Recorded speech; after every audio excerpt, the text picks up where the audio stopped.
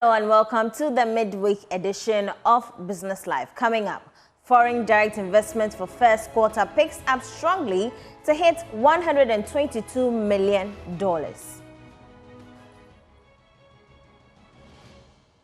Ghana Investment Promotion Center defends removal of capital requirements for foreign investors establishing businesses in Ghana. We'll hear from the CEO. Almost every foreign investor that comes to this market ends up bringing in more than $500,000 US dollars anyway. So it shouldn't have been a problem.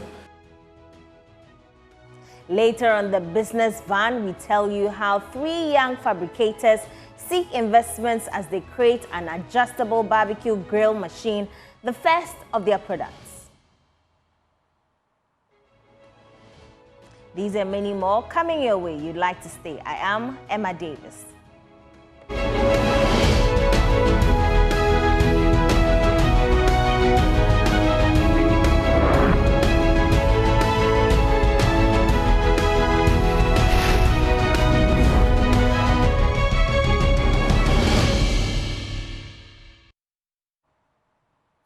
Welcome. Let's take a look at our stories for this evening. The total value of capital brought into the country by foreign direct investors picked up strongly to hit $128 million. This was captured in an investment report released by the Ghana Investment Promotion Center. There's more in the following report. Quarter of 2023, the Ghana Investment Promotion Center recorded $106 million in foreign direct investments. When it comes to the first quarter of 2024, the country recorded $124 million in foreign direct investments. This actually represents 17% jump from what was recorded in the first quarter of 2023. The local component of this investment stood at more than $5 million, representing 80% increase over what was recorded in 2023. However, when it comes to projects in the first quarter of 2024, the GIPC only registered 32 projects compared to 36 in the same period for last year. Again, in the first quarter of 2024, Spain overtook China as the country with the highest value of foreign direct investments. The Ghana Investment Promotion Center data shows that things have picked up strongly when it comes to projects registered in total value of foreign direct investments. In terms of the first quarter performance, 32 projects were registered with the Ghana Investment Promotion Center from January to March this year. Out of the 32 projects, the manufacturing sector recorded the highest number with 12 projects. This was followed by services with 9, general trading with 4, export trade and building and construction with 2 projects each. The chief executive for the Ghana Investment Promotion Center, Yofi Grant, has been defending the decision to amend the GIPC law to take out the capital requirements for foreign businesses. According to him, the move is geared towards ensuring a more competitive business environment for foreign direct investments. Mr. Grant was addressing the business community at the ongoing Ghana-European Union Business Forum in Accra. The theme for the forum, fostering an investment in non-traditional value chains under the EU Global Gateway Strategy, resonates deeply with EU and Ghana's shared goals of economic growth, diversification, and mutual prosperity. According to the European Union, Ghana is one of the preferred destinations for business. During the panel discussion, Chief Executive of the Ghana Investment Promotion Center, Yofi Grant, said the existing GIPC law is outdated, hence the need for an amendment. He expressed confidence that removing capital requirements will support market competitiveness and attract more investors into the Ghanaian economy. First of all, there was a conceptual misunderstanding of what he meant, because that money remains the company's money. It's not deposited anywhere. And in our record and from the research we've done, almost every foreign investor that comes to this market ends up bringing in more than $500,000 US dollars anyway. So it shouldn't have been a problem, but it's still a psychological barrier, because when you come to SMEs and SMIs and you want to do a JV and assume that it's a 50-50 JV, if the foreigner has to bring in not less than $200,000, it means the indigenous investor has to also bring in $200,000. And most SMEs do not have that amount of capital to commit to their business, even their own businesses. Speaking to Joy Business, EU Ambassador to Ghana, Echad Wezali, highlighted the importance of such events to the European business community. Embodiment of very close, very dense partnership between the European Union and Ghana when it comes to trade and to business. And, this is a place where we will create opportunities for business-to-business meetings, business-to-business to government meetings as well, in order to identify the best sectors of investment. Because what we are trying to support and push is more investment from the European business community, European actors, as well as a better understanding of the overall business environment in this country. Minister of Trade and Industry Katie Hammond used the platform to commend the EU for its role in promoting partnership between local and European businesses. And commendable. And we encourage the other investors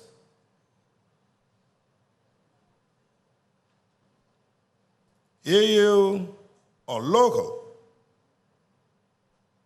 to build sustainable and long-term connections with local suppliers, which connection offers a greater opportunity to fully integrate social and environmental standards into the local economy. The European Union has signed an agreement to award a €32 million funding to the government of Ghana to support local vaccine production and boost pharmaceutical growth. Governments will from today start drawing down the $360 million IMF cash from the Bank of Ghana to finance some projects identified in the 2024 budget. This was after the funds reached the Bank of Ghana's account on Monday. Unlike other IMF program funds, this one can be used to finance budget projects rather than just for balance of payment support.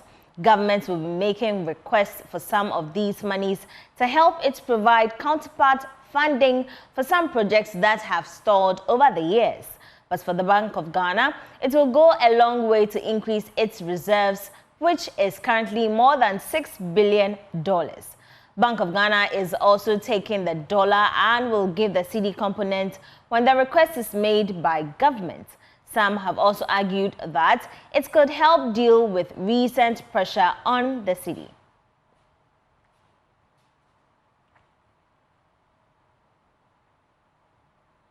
Moving on, the Institute of Economic Affairs, IEA, is advocating for amendments to certain provisions in the Bank of Ghana's Act 2016.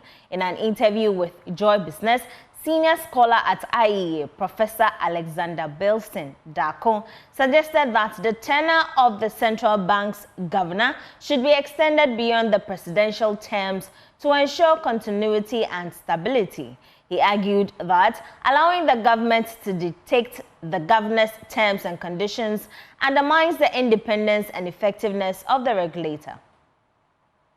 Institute of Economic Affairs is pushing for a significant amendment to the Bank of Ghana Act 2016. These changes aim to address financial management, enforcement, and other issues in the current act by incorporating best practices from the Bank of England and the U.S. Federal Reserve Act. Professor Alexander Bilson Dako is a senior scholar at the IEA. First looked at issues such as the constituency of the board of Bank of Ghana, the appointment of the governor, the processes that the Bank of Ghana has to go through before it is allowed to go over lending to government beyond the set percentage, which is 5% of the previous revenue. We discussed that, and then we also, like I said, we discussed if there's the need for the country to think deep about changing the appointment of the Bank of Ghana for the Bank of Ghana governor terms to overlap that of the president, and then also we talked significantly about how to really ensure the independence of the Bank of Ghana in the conduct of its duties in terms of promoting price stability and exchange rate stability, and also conduct policies in a way that would help promote the economic development of the country. The IEA believes the proposed amendment to the Bank of Ghana Act are poised to bring about a more transparent and accountable central bank, which will play a critical role in ensuring fiscal restraint and stability within Ghana's economy. Let's stay a little longer in the banking sector as Republic Bank Ghana PLC has announced the appointment of David Ado-Ashong as acting board chairman following a decision by the board of the bank and Bank of Ghana's approval. Mr. David Ado-Ashong was appointed to the Republic Bank in June 2018 as a representative of Republic Financial Holdings Limited. He has served on both the Enterprise Risk and Board Credit Committees as chairman and the Remuneration and Nominations Committee of the board. He currently chairs the board of Republic Securities Limited and also serves on the board of Republic Investments Ghana Limited. Mr. Ado-Ashong is highly knowledgeable about the bank's affairs, bringing over 40 years of industry experience and a proven track record of success to the role. The board has full confidence in his ability to lead Republic Bank Ghana PLC during his interim period. The board of directors wishes Mr. Ado-Ashong a successful tenure as acting board chairman and assures the bank's investors and valued customers that Republic Bank Ghana PLC will remain committed to its core mission, continue to prosper and build upon its strong foundation.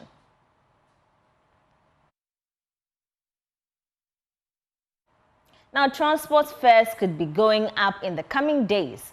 Oil marketing firms have begun another round of increase in prices of petroleum products at the pumps. There is more in the following report. Convention in the industry that any time that fuel prices go by more than 5% in quarter, that should trigger negotiations for fares to go up. Now, a careful analysis of the numbers have showed that over the past 3 months, price of petroleum products have indeed gone up by more than that margin. The development has been worsened by the fresh rounds of increases by some major oil marketing firms in the country this week. For some industry watchers, this might result in unionized transport operators pushing for an increase in fares. Based on the current rules that govern their operations, these operators cannot go ahead and adjust fares unless they secure government blessings. If the operators should have their way and the fares should go up, that may compound the current challenges facing most individuals when it comes to the cost of living and businesses that are also struggling to be in operations, looking at the current challenging environment. This is still Business Live, but we'll take a break. We'll be back with the Joy Business Van. Please stay.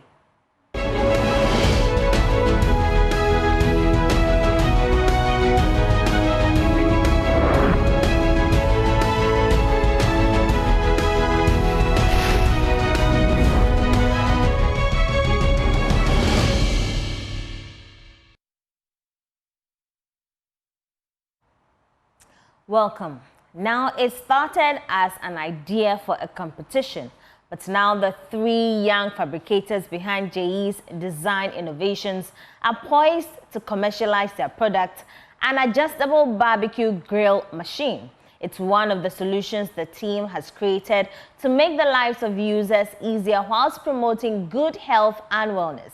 Today, we bring you the concluding part of our feature on the JE's design innovations on the Joy Business Van. Joy Business Van is brought to you by EcoBank, a better way, a better Africa.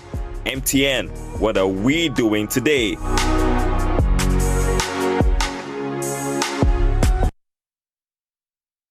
An adjustable barbecue grill machine didn't seem an idea that would win a competition when Joseph Watting, Estella Gamadi, and Grant Agbodazi got together to participate in a community innovation competition initiated by the Design Technology Institute.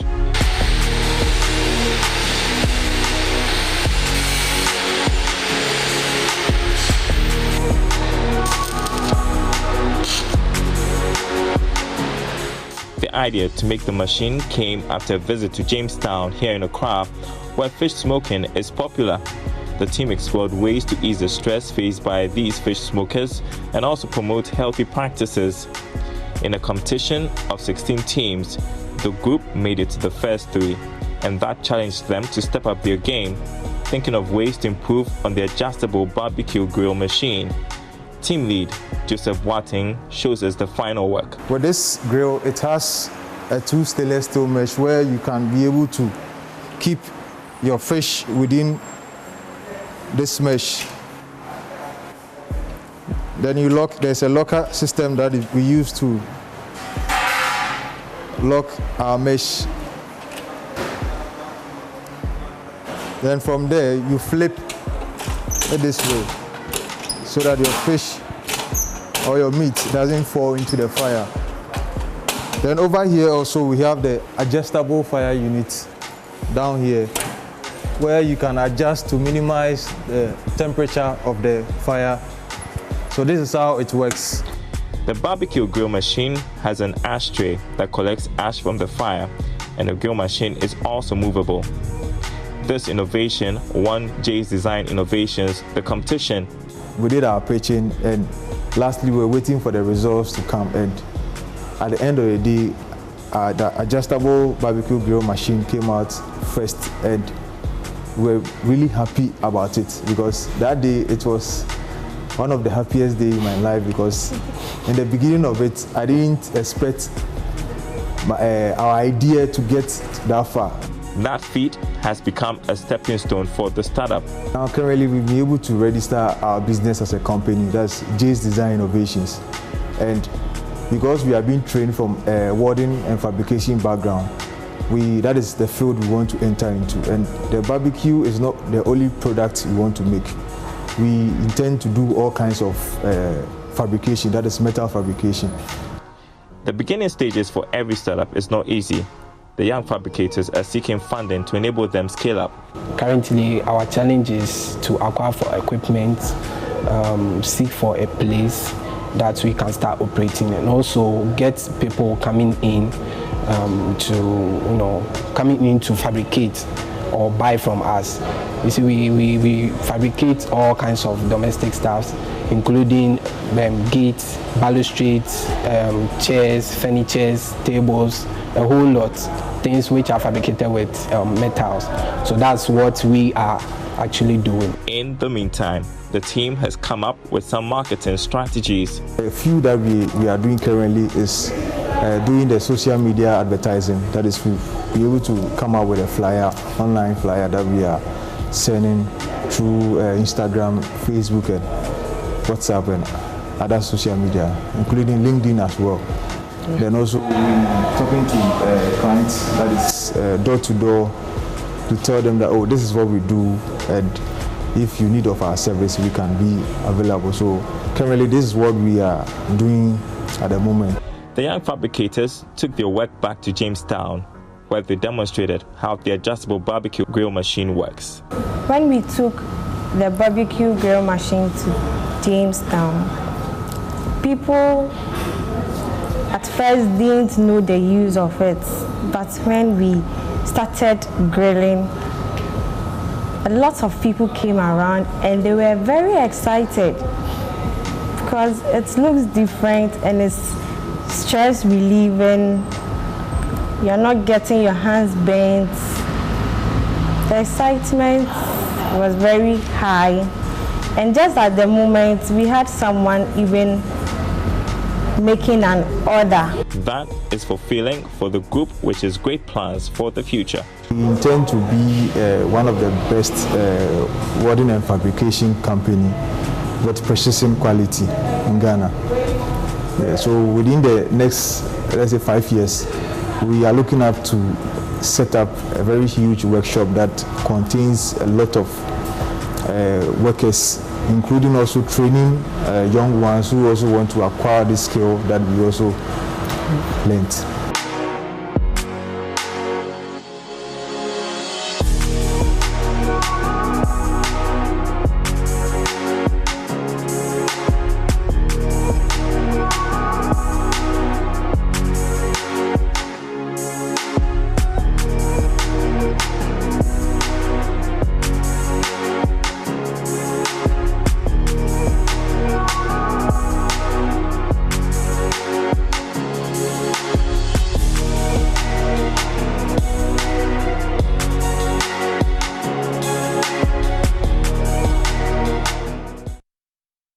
The Joy Business Van was brought to you by EcoBank, a better way, a better Africa. MTN, what are we doing today?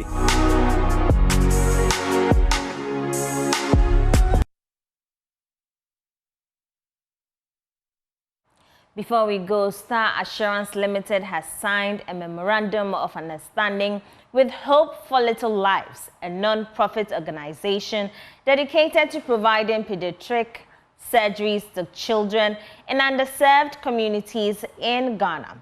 Chief Executive Officer for Star Assurance, Boatima Bafo Iwa, said the company will continue impacting lives. She was speaking at the signing event.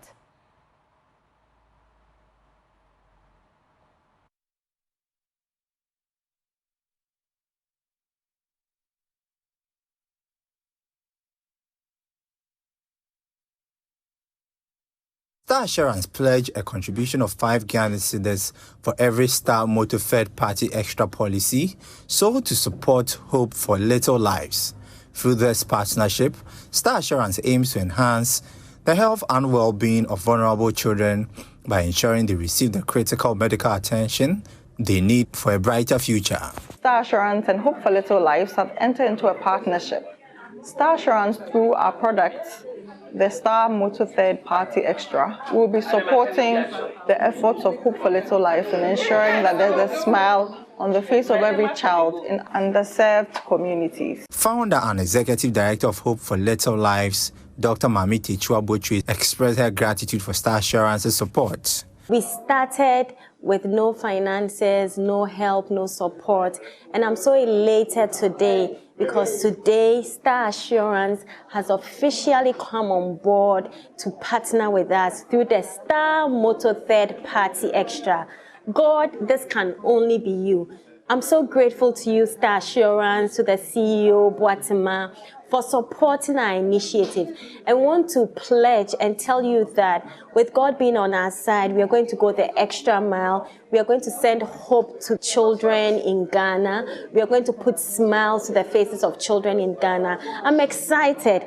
Why don't you partner with us through Star Assurance, Star Motor Third Party Extra? When you buy this insurance, you are not only insuring your property, but you are sending hope to a child in an underprivileged community. The signing ceremony marked a significant step forward in Star Assurance's ongoing commitment to corporate social responsibility. Well, that's how we end your midweek edition of Business Live with me, Emma Davis. But for more news, do log on to myjoyonline.com, and our lead stories there are governments to require $600 million to $800 million for external debt service in 2024.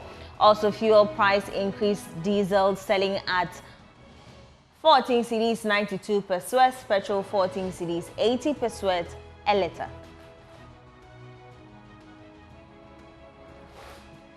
Again, we have GSS calls for swift intervention to avert overcrowded population in Accra.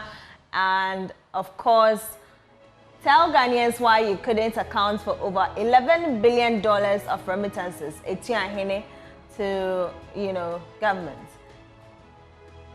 Also, ECG fully complies with cash waterfall mechanism for the second time. You would love to visit the portal and be updated. Of course, thank you for your company today. Do have a lovely evening.